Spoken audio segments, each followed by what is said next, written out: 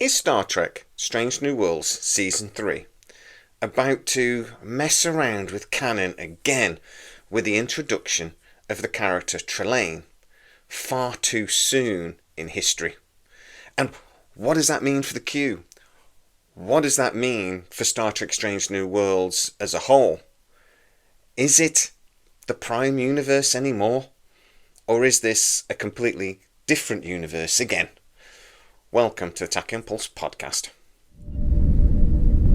Our Tachyon pulse has been unable to completely penetrate the anomaly. So, Rhys Derby is going to be appearing in Strange New Worlds Season 3. And we've suspected for a while, after seeing some images, that he was going to be playing the character Trelane. I was actually on a live with Sci-Fi Fanatics the other day, and the host said that, and I immediately went, oh, well, of course he will be, because that's the sort of thing Alex Kurtzman likes to do. Now, we know he is going to be a legacy character, and from the trailer, we have seen him dressed very much like Trelane, or with the hair, and we see him about to go doing the Q snap. Now, it has been confirmed in beta canon already that Trelane was actually a Q, but it's never been confirmed on screen. So, it seems that it is about to be. It does look like finally the question is to be answered. What is Trelane? He is a Q. So I'm going to quickly talk about the Q because there's been a question about the Continuum for a long time. Where do the Q's powers come from? Now, are they an ability? So are they an innate ability, like being psychic or something? Is it basically magic? Or does it actually come from technology? Now, I always remember the Arthur C. Clarke's quote basically said, any technology that is sufficiently advanced enough will be indistinguishable from magic. So basically, if we today took a mobile phone back to a caveman, they would think we were magicians. Actually, a lighter, they would think we were magicians. So, the fact that it appears to be magic and it appears to be almost unlimited in power does not mean it's not technology based somehow. Why am I bringing this up? Because in the original series, Trelane seemed to be using technology to control his power, i.e., he is defeated because they're about to have a duel and William Shatner's Captain James T. Kirk shoots a mirror, a magic mirror. There's flames, and you can see technology behind the mirror. And that seems to thwart his attempts to defeat the crew. Trelane's mom and dad then turn up and tell him he's been a very naughty boy and make him go home. In beta canon, in future incidents with Trelane, actually his nanny turns up in one of them, I seem to remember. So, that's a bit of fun. But if the Q's technology is actually just so advanced that it's beyond our capability to even understand, it would maybe explain a few of the things. I've always argued that it might explain why actually Q seemed to be a little bit nervous about the Borg. I remember the one with Voyager when his son comes in and there's a scene where he sort of grabs his son and says, what have I told you over and over again? Do not antagonize the Borg. Now, the only reason I think he would do that is because there is, at least on some level, a little bit of nervousness about the Borg. Could the Borg actually, get to the Continuum like they did, get into species 8472, get into the liquid universe, and actually assimilate them? Can you imagine the Borg with Q powers? Dear God. But how about canon? Well, in the original series, at very least Kirk, Spock, and, the crew that were on board at the time had never seen Trelane. It was a new introduction.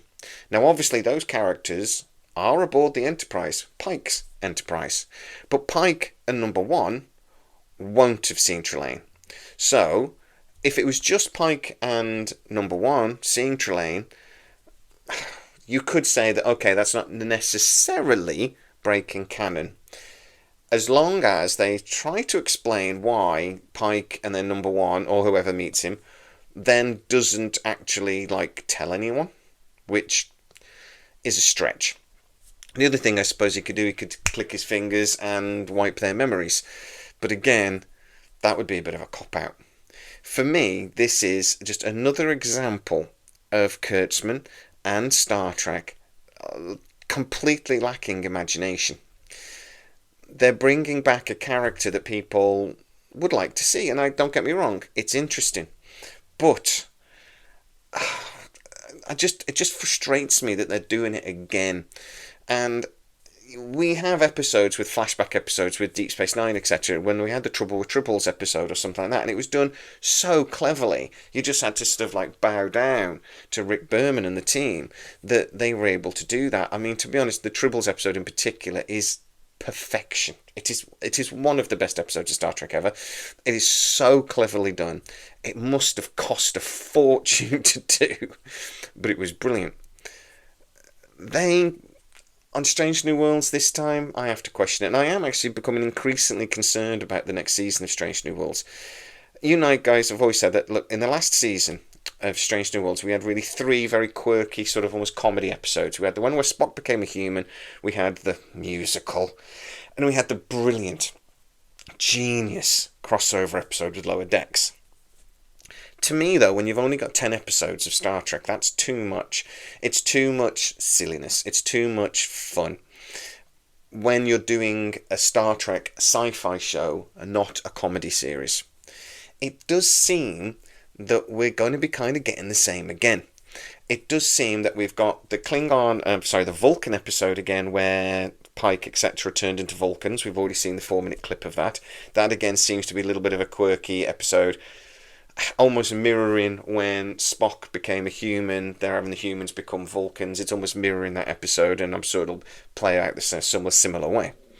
We've got the episode with the Trelane and the Trelane episode, which I think again will be a mind-altering, mind-bending episode. And it does look like we've got the murder mystery episode with the murder mystery where they seem to be on a holodeck. From the trailer as well, we've got the bit where they're all wearing the 60s gear. Now, I'm wondering if that is going to maybe be to do with Trelane and him changing reality somehow. Very much like a Q episode where he comes on and just basically causes trouble.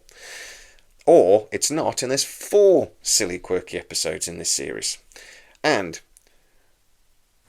James T. Kirk is back on the Enterprise again. While you're talking about Canon, how many times have I complained about this? What did he do this time? Is he ever aboard the Farragut? I mean, seriously, it's getting to the point where it's sort of like, can I have a room because I'm here all the frickin' time? It's getting ridiculous now. They brought him in, and the character of James T. Kirk, way too early. It should have been something that was brought in season 5. And I'm actually starting to get a bit like, for God's sake, come on. How many more excuses are you going to come up with why this man is aboard this ship? But he's there, in at least a couple of episodes by the looks of it, so there you go. He's actually a character I quite like, but that's not the point. Even though the actor is actually doing quite a good job with it, it's not the point. They've really messed that up for me. So, it looks like we're getting some answers about Trelane. It looks like it will be a very fun episode, and I have to say, Rhys Derby is a brilliant actor for this. If you were to genetically engineer somebody to actually play this character, I think what you would come up with is very similar to Rhys Derby. I actually think this is going to be a very, very good episode, and I hope it becomes a recurring character in some ways, even though it would peel over Canon. But I think he'll be very, very good. I think he will be entertaining. Does this sort of thing, though, lead to really reinforce and re-emphasise that Strange New Worlds actually isn't part of the Prime Universe? And by that mean, it isn't actually a prequel of the original series. It's existing within a different universe.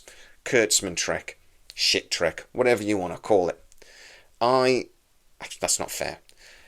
Strange New Worlds isn't that bad. It's a brilliant episode. Some of the episodes are brilliant, but some of them, Discovery is not so good.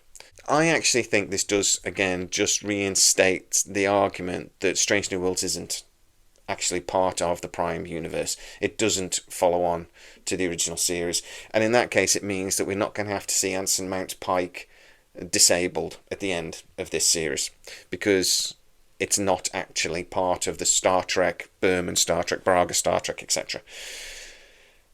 We've already seen changes with Khan. We're seeing a lot of changes, obviously, with Kirk, and Kirk being on the Enterprise as much as he is, I think, is at least implying canon breaches, even though it's not specifically doing it. And there's been other instances as well where we have to scratch our heads a little bit and sort of go, how does this then flow into the original series? It would also allow, actually, if you said, well, this is a different universe sort of thing, that you could actually just continue Star Trek Strange New Worlds, even if it went beyond sort of where the original series was supposed to start, because you would just say, different universe. I don't know. But I do think we're getting to the point now where it's very hard to argue anything other than this is its own universe. It doesn't exist within the original series anymore. In that case, under Kurtzman, only Lower Decks does, and maybe Prodigy. The rest of it is a completely different universe, as hinted by Lower Decks, in fact, when they did the whole Klingon changing thing. Looks like we're getting a completely different Klingon again, by the way, in this series. If you look at the trailer, if that is in fact a Klingon, doesn't look like any Klingon I've ever seen. But, guys, after you've seen the trailer, get into the comments and tell me what you think. Is Trelane a Q? It's not been subtly hinted at, or are they trying to trick us? Get into the comments and tell me exactly what you think. And Q, technology or magic? What do you think? By magic, I mean innate abilities. Get into the comments and tell us. If you are new to the channel, don't forget to like, subscribe, and hit that bell notification. It really helps us out, and you'll never miss any of our new videos, which are awesome. Also, you can become a member. They're okay. Also, you can become a member, and you'll actually get to see our videos up to 24 hours before everybody else sometimes. So, go check that out too. As always, please stay safe, and I'll see you next time. Our tachyon pulse has been unable to completely penetrate the anomaly.